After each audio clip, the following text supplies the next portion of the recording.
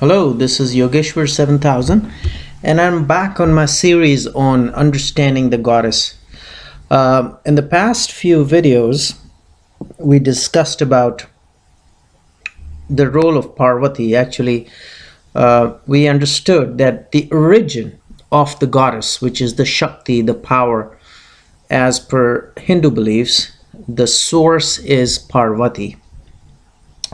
And of course, Parvati is the consort of Shiva. So, as she manifests herself in different forms, we're trying to understand the various energies which get manifested through the goddess, through the prime source, which is Parvati, of course, who is the consort of Lord Shiva.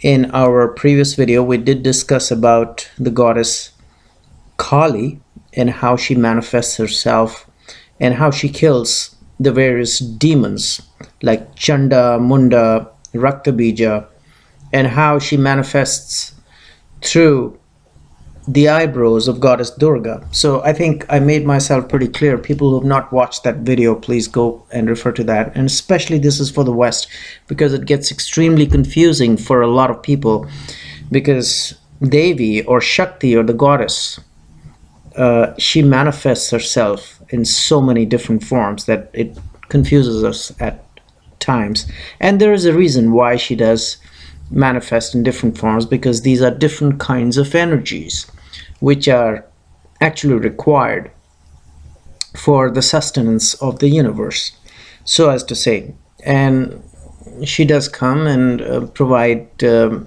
lot of relief to people who are suffering. She also comes in the form of Shakti, or a powerful energy which kills demons and evil forces. She comes as a compassionate form. So there are very, very different and varied forms of a goddess. And slowly we're trying to understand that. And today we will be discussing about goddess Tara. Now, we discussed about the Das Mahavidya, and Das Mahavidya means 10. Das means 10 in Sanskrit. Maha means great. Vidya means knowledge. And as we know that knowledge is power. So the goddess also manifests herself through the Das Mahavidya, or 10 great powers. And one of the powers, or the Vidyas, or the Mahavidyas rather, the great knowledge we discussed, was the goddess Kali, and how she was connected, or rather she is connected to the planet Saturn. So Kali and Saturn are synonymous. That's the kind of energy which Kali gives, and we can talk hours and hours on that, how Kali is connected with Saturn, and how Kali is, as far as the guna goes, it's a tamas guna, and Saturn is also a tamas guna. So this video is never going to end, so we're not going to go into a lot of details. But today's video is more or less about goddess Tara. And Tara, goddess Tara, who is also one of the Das Mahavidyas, or the 10 great knowledge, or the 10 forms of goddess Parvati, in the Mahavidya form, or in the great knowledge forms. And goddess Tara actually has a direct connection with the planet Jupiter. And there's a story how goddess Tara manifested herself on this earth when there was the Samudra Manthan, or the churning of the ocean, was taking place.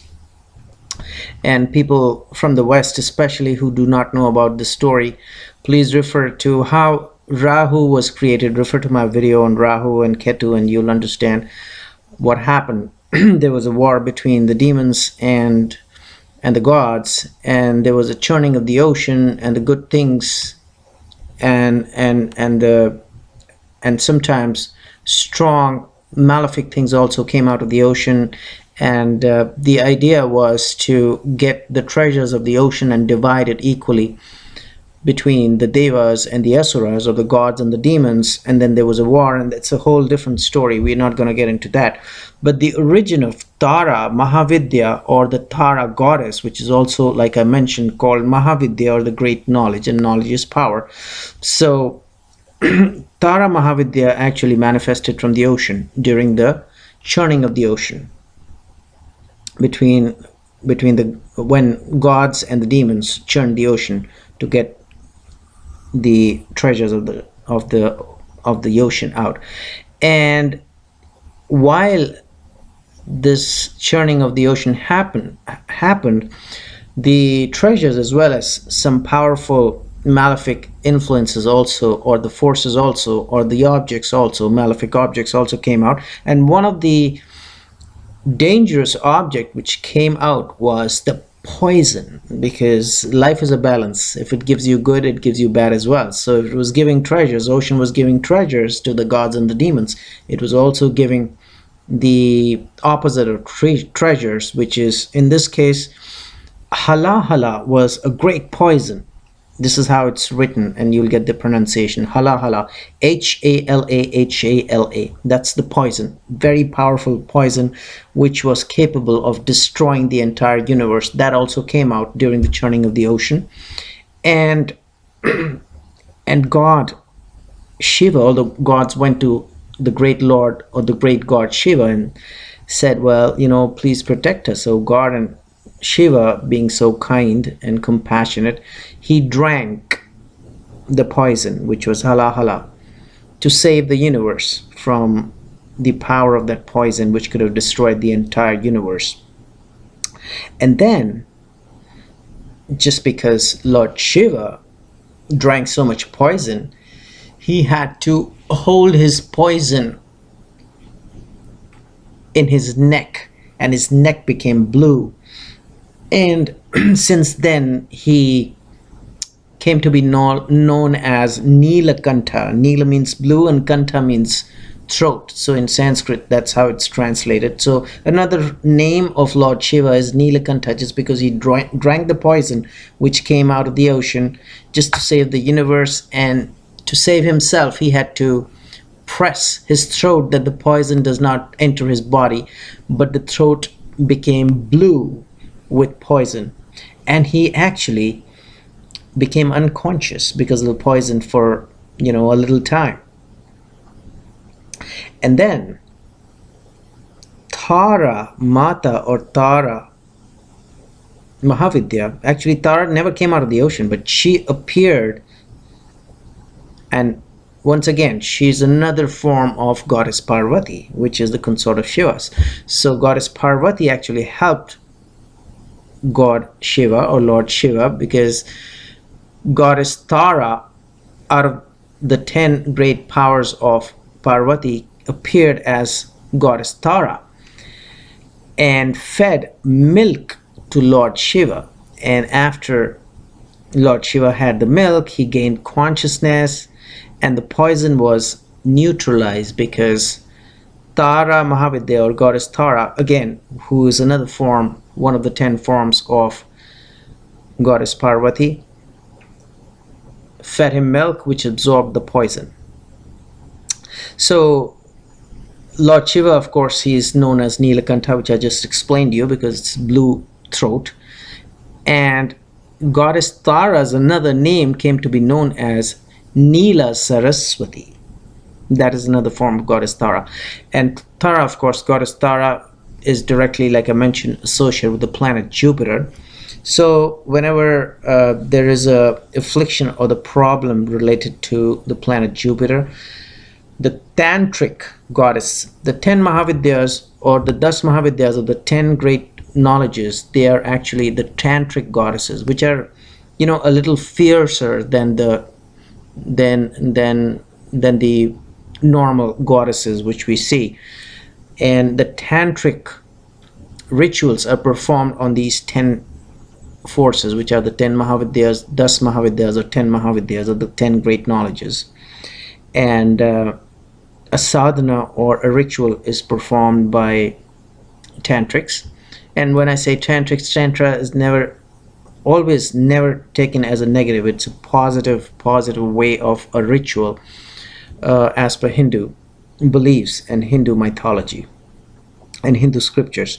So the prayers or the rituals to goddess Tara is actually done in a tantric way by the tantrics, and this is actually very helpful in case people are in a situation that they could die. Like we just saw that how goddess Tara came and helped Lord Shiva gain consciousness, because he had so much poison that he became unconscious. And we shouldn't say that God Shiva was about to die, because God Shiva can never die, but yet he was so much empowered, or he was so much influenced by the negative power of the poison that he became unconscious. So whenever there is a situation in a birth chart where there is a Marrakesh yoga, which if the Marak planets or the death inflicting planets are operating very strongly, then goddess Tara is prayed to, and she comes and helps. That is the belief, that is the Hindu belief. Also, when there is debt and problems related to money and career and family, which are all significations of the planet Jupiter, as we see, goddess Tara in a tantric form is prayed by the tantrics through a tantric ritual. That is one way of propitiating the goddess, and or praying to the goddess and propitiating the planet Jupiter, rather. Whenever there is a problem related to career and wealth and family, which is again an signification of the planet Jupiter, goddess Tara is prayed to in a tantric way by the tantrics. This was a little discussion about goddess Tara and how she is connected with the planet Jupiter, and what is the story behind how she appeared and how she saved Lord Shiva, and how she can help in planetary afflictions as well. So hopefully you enjoyed this video. And once again, the source is Parvati. I'm going to repeat it again, who is the consort of Shiva for all these Shaktis or forces of the goddesses, which we are studying slowly and gradually through our videos. So hopefully you enjoyed this video, and in the meanwhile I will recommend subscribe to my channel and check out my website. There is a link below, and I will see you with an interesting topic soon. Goodbye.